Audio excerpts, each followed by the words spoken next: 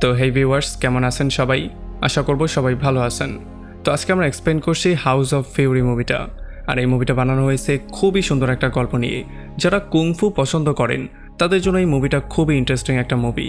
So এই জন্য আমি বলবো ভিডিওটা শেষ পর্যন্ত দেখার জন্য, আর নয়তো অনেক কিছুই মিস করে ফেলবেন। তো চলুন কথা না বাড়িয়ে শুরু করি আজকের ভিডিও। তো এই গল্পের শুরুতে আমরা দেখতে পারি ইউ নামের একটা লোককে, যে কিনা একজন মাসাজম্যান হিসেবে কাজ করত। তাছাড়া সে একজন স্পেশাল এজেন্ট প্রোটেক্টরও ছিল, যার মানে সে তার কুংফু স্টাইলের সাহায্যে বিভিন্ন স্পেশাল এজেন্টদেরকে প্রোটেকশন দিত। আর আজকে যখন সে মাসাজ করছিল তখন হঠাৎই তার গোপন রুম থেকে একটা কল চলে আসে, মানে তার মেইন হেডকোয়ার্টার থেকে সে একটা কল পায়। এই জন্য সেই লোকটাকে বিদায় করে দিয়ে যখনই তার গোপন রুমের মধ্যে গিয়ে কলটা রিসিভ করে, তখন সে জানতে পারে যে একটা স্পেশাল এজেন্ট বিপদে পড়েছে, তাকে দ্রুত গিয়ে তাকে সেভ করতে হবে। এই জন্য সে তার ড্রেস আপ পরে ফিটফাট হয়ে দ্রুত চলে আসে সেই জায়গায় যেই জায়গায় সেই এজেন্টকে আটকানো হয়েছে। এখানে এসে সে দেখতে পারে সেই এজেন্টকে একটা ডিশের সাথে বেঁধে ফেলা হয়েছে, আর যখনই তাকে নিনজারা দেখতে পারে তখনই নিনজারা তার উপরে আক্রমণ করে দেয়। তবে আমরা দেখতে পারি সে এতটাই স্ট্রং আর এতটাই ক্যাপেবল ছিল যে নিনজারা সবাই মিলেও তাকে কিছু করতে পারছিল না। সে এক এক করে সমস্ত নিনজাদেরকে শেষ করে দেয়। তো এরপরে পরদিন সকালবেলা যখন ইউ স্কুলে চলে আসে তার মেয়ে ন্যাটলিকে নেয়ার জন্য, তখন তার মেয়ে ন্যাটলি কোনোভাবেই তার বাবার সাথে যেতে চায় না। সে তার বাবার থেকে লুকিয়ে অন্যদিকে চলে যায়, কারণ তার মেয়ের এই জিনিসটাই পছন্দ হয় না যে ইউ সমস্ত লোকজনকে গল্প শোনানো শুরু করে। সে যেখানেই যায় সমস্ত লোকজনকে জড়ো করে একটা না একটা গল্প বলা শুরু করে। আসলে ইউ সবাইকে তার কুংফু স্টাইল সম্পর্কে বলতো, সে যে বীরত্বের সাথে কতগুলো ফাইট করেছে সেই ফাইটগুলো সম্পর্কে বলতো। তবে আমরা দেখতে পারি এই ব্যাপারগুলো কেউই এখানে বিশ্বাস করতো না, কারণ কুংফু স্টাইল তো দূরে থাক, সে নর্মাল কোনো ফাইট করে কারোর সাথে উইন করবে সেই রকমও তাকে দেখা যায় না। সে হচ্ছে বৃদ্ধ একটা লোক, তাছাড়া খুবই হ্যাংলা পাতলা। তো এরপর আমরা দেখতে পারি ইউর ছেলেকে, যার নাম হচ্ছে গিয়ে নিক। আমরা জানতে পারি নিক ছোটবেলা থেকেই কুংফু প্র্যাকটিস করতো, তাছাড়া সাঁতারের প্রতি তার একটা আকর্ষণ ছিল। তবে এখান থেকে যখন সে বাসায় ব্যাক করে তখন সে দেখতে পারে ন্যাটলি ফোনে আমার সাথে তার বয়ফ্রেন্ডের সাথে কথাবার্তা বলছে। কিন্তু নিক এসে সরাসরি রিমোটটা নিয়ে টিভির ভলিউম বাড়িয়ে দেয়, আর এই জন্য ন্যাটলি তার উপরে প্রচণ্ড রাগ করে। আর এই জন্য তাদের মধ্যে হয়ে যায় একটা বিশাল বড় ফাইট। এই ফাইট দেখার পরে আমার ছোটোবেলার কথা মনে পড়ে গেছে। ছোটোবেলায় আমি এমন করেই মারামারি করতাম। তবে যাই হোক, তখন এখানে ন্যাটলির বান্ধবী চলে আসে, আর ন্যাটলির এই বান্ধবীকে দেখার পরে তাদের এই কুকুর বিলার খেলা শেষ হয়।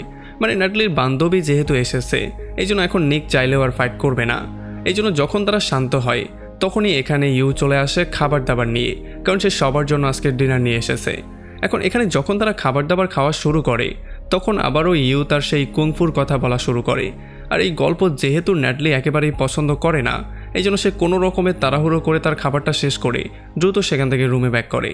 আর খাবার দাবার শেষ করে আমরা দেখতে পারি ইউ তার রুমে ব্যাক করে, যেখানে সে তার মৃত ওয়াইফের পিকচারটা দেখে নিজেকে একটু শান্ত করার ট্রাই করে, মানে একটু সাইলেন্ট হয়ে সে তার ওয়াইফকে স্মরণ করার ট্রাই করে আর কি। তো এরপরে পরদিন সকালবেলা যখন ইউ তার মেয়েকে নিয়ে স্কুলে ড্রপ করতে যাচ্ছিল তখন রাস্তার মধ্যেই ন্যাটলি তাকে বলে যে আজকে আমার বয়ফ্রেন্ড বাসায় আসবে, সো প্লিজ তাকে তুমি এই সমস্ত গল্প টল্প শুনিও না।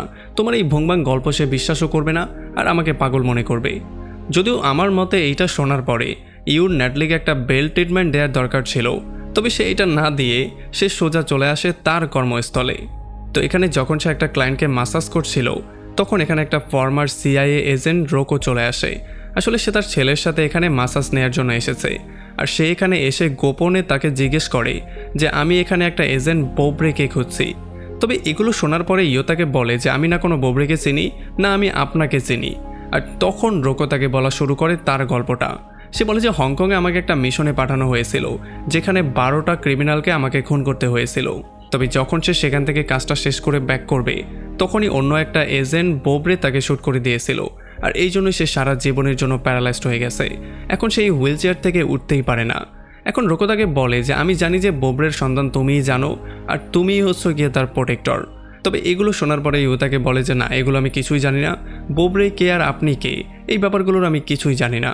আর এটা শোনার পরে রোকো প্রচণ্ড রাগ করে তাকে বলে যে আচ্ছা ঠিক আছে, যদি তুমি না জানো তাহলে তো নাই জানলে, কিন্তু এখন তুমি দেখবে যে তোমার জীবনটা আমি কি করে জাহান্নাম বানাই। আর এইটা বলে সে তার ছেলেকে নিয়ে এখান থেকে চলে যায়। তো এরপরে রাতের বেলায় যখন ইউ বাসায় ব্যাক করে তখন এখানে ন্যাটলির বয়ফ্রেন্ড জ্যাসন চলে আসে। জ্যাসন এখানে একটা ফুল আর একটা শুয়োরের বাচ্চা নিয়ে আসে। তো এরপরে যখন তারা খাবার টেবিলে বসে তখন আমরা জানতে পারি জেসন হচ্ছে একজন মিউজিক আর্টিস্ট, আর এই জন্যই তাকে অনেক বেশি বাজাতে হয়। আর এই বাজাবাজির অভ্যাসের জন্যই হয়তোবা ন্যাটলি তাকে পছন্দ করে নিয়েছে, কারণ ন্যাটলিকেও তো বাজাতে হবে। এখন খাবার দাবার শেষ করে ইউ গিয়ে শুয়ে তো পড়ে, তবে রোকোর ভয়টা তার মন থেকে যাচ্ছিল না। এই জন্য সে দ্রুত ঘুম থেকে উঠে রাতের বেলায় চলে আসে তার স্পা সেন্টারে। এখানে এসে সে যখন বসেছিল তখন তার মনের মধ্যে সেই ভয়টা কাজ করছিল, আর এই ভয়টা আসলেও সত্যি ছিল। আমরা দেখতে পারি রোকো তার 4টা স্পেশাল ফ্রেন্ডকে এখানে পাঠিয়ে দেয় তাকে আচ্ছা রকম ধোলাই করে নিয়ে যাওয়ার জন্য। আর এখানে যখনই তাদের মধ্যে ফাইট শুরু হয়ে যায় তখন শুরুর দিকে ইউ তো প্রচণ্ড জোশ নিয়ে তাদেরকে পেটানো শুরু করে, তবে ক্লান্তি নামেরও একটা জিনিস আছে। তাছাড়া 4 জনের বিপক্ষে সে হচ্ছে একা, সে কোনোভাবেই তাদের সাথে এই জন্য পারছিল না। তাকে আচ্ছা রকম ধোলাই করা হচ্ছিল, যদিও সে বারবার করে নিজেকে প্রোটেক্ট করার ট্রাই করছিল, তবে কোনোভাবেই সে কিছু করতে পারছিল না। আর যেহেতু ইউ একটু ক্লান্ত হয়ে গেছে, এই জন্য এই সুযোগটা নিয়ে তারা 4 জন তাকে ধরে আচ্ছা রকম ধোলাই করে ফাইনালি তাকে নিয়ে আসে রোকোর কাছে। আর রোকো এনেই তাকে মাসাজ দেওয়া শুরু করে আর বোব্রের লোকেশনটা জিজ্ঞেস করা শুরু করে। তবে যেহেতু ইউ নিজেই মাসাজ দেয়, এই জন্য এই মাসাজটা তার উপরে খুব বেশি একটা অ্যাপ্লাই হয় না, মানে এতে করে তার কিছুই যায় আসে না। সে তার মুখটা এখন পর্যন্ত বন্ধই রাখে। আর এইটা দেখার পরে রোকো তাকে এমন একটা ইঞ্জেকশন দেয় যেই ইঞ্জেকশনের জন্য সে হ্যালুসিনেট করা শুরু করে, সে সমস্ত কিছু দেখতে পারে। আর এই ঘোরের মধ্যে সে এইটা বলে দেয় যে বোব্রের সমস্ত ডিটেল ন্যাটলি আর নিকের 2টা লকেটের মধ্যে একটা চিপের মধ্যে আছে। আর তখন এদিকে চু নামের এই আঙ্কেল যখন ইউর মাসাজ সেন্টারে মাসাজ নেওয়ার জন্য আসে তখন সে এমন ভয়ঙ্কর অবস্থা দেখতে পারে। এটা দেখার জন্য সে দ্রুত নিককে ডাক দেয়, আর নিকও এসে যখন এই ব্যাপারটা দেখতে পারে তখন সেও পুরোপুরি শকড হয়ে যায়। তবে তখন সৌভাগ্যবশত সে এখানে একটা বাটন পেয়ে যায়, যেই বাটনটা একটা পিকচারের পেছনে লুকানো ছিল। আর যখন সে এটার মধ্যে প্রেস করে তখনই সে ফাইনালি ইউর সেই গোপন রুমটা পেয়ে যায়। আর এই গোপন রুমের মধ্যে সে সমস্ত এজেন্টদের ছবি, বিভিন্ন রকমের অ্যাওয়ার্ড, বিভিন্ন রকমের মিশনের খবর পেয়ে যায়। আর এই সমস্ত খবরগুলো দেখার পরে সে ফাইনালি বুঝতে পারে যে তার বাবা ছোটবেলা থেকে তাকে আর ন্যাটলিকে যেই গল্পগুলো শুনিয়ে বড় করেছে সেই সমস্ত গল্পগুলো ছিল সত্যি। সে একটা মিথ্যা কথাও বলেনি, যদিও তারা মনে করতো সেগুলো মিথ্যা। আর তখন এদিকে আমরা দেখতে পারি নেটলি স্কুলের একটা প্রোগ্রামের জন্য নিজেকে প্রিপেয়ার করছিল। তবে তখনই এখানে রোকোর একটা ভয়ঙ্কর লোক চলে আসে যে কিনা তার উপরে আক্রমণ করে দেয়। তবে যতক্ষণে সে নেটলিকে ধরে নিয়ে যেত তার আগেই এখানে নিকও চলে আসে, আর নিক আর নেটলি দুজনে মিলে তার সাথে ভয়ঙ্কর রকমের ফাইট করা শুরু করে। তবে একটা পর্যায়ে গিয়ে তারা বুঝতে পারে যে এই ফাইটার হচ্ছে গিয়ে একজন প্রো প্লেয়ার, তারা কোনোভাবেই তার সাথে পারবে না। এই জন্য তারা দুজন সেখান থেকে দ্রুত পালিয়ে চলে আসে। তারা পালিয়ে আসে জেসনের কারের মধ্যে, আর জেসন তাদেরকে সোজা নিয়ে আসে তাদের বাসায়। তো এখানে নিক তাকে বলে যে আমাদের বাবা ছোটবেলা থেকে আমাদের যতগুলো গল্প শুনিয়েছে সেই সমস্ত গল্পগুলো সত্যি, আমি নিজের চোখ দিয়ে সব কিছু দেখতে পেয়েছি। আর এগুলো শোনার পরে ফাইনালি ন্যাটলির খারাপ লাগা শুরু হয়, কারণ সে তার বাবাকে বলদি মনে করেছিল। সে ছোটবেলা থেকেই তার বাবাকে এই জন্যই হেট করত। তবে যাই হোক, তখন জেসন তাকে একটা কাপড় দেয় যাতে করে এই কাপড়টা চেঞ্জ করে সে একটু কমফোর্টেবল ফিল করতে পারে। আর যখন সে বাথরুমে গিয়ে কাপড়টা চেঞ্জ করে তখন সে ফাইনালি দেখতে পারে তার লকেটের পেছনে একটা চিপ লুকানো। আমার মনে হয় সে প্রথমবার কাপড় চেঞ্জ করছে মনে হয়। এখন যখন সে এটা এসে নিককে দেয় তখন নিক এটা কম্পিউটারে কানেক্ট করে সমস্ত তথ্যগুলো জানার ট্রাই করে।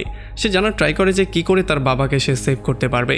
তবে যখন সে চিপটা লাগায় তখন দ্বিতীয় চিপটার জন্য এটা রিকোয়েস্ট করে, আর এইটার জন্য ফাইনালি সে বুঝতে পারে যে নিকের যেই লকেটটা ছিল সেটা তো তার কর্মস্থলেই পড়ে গিয়েছিল।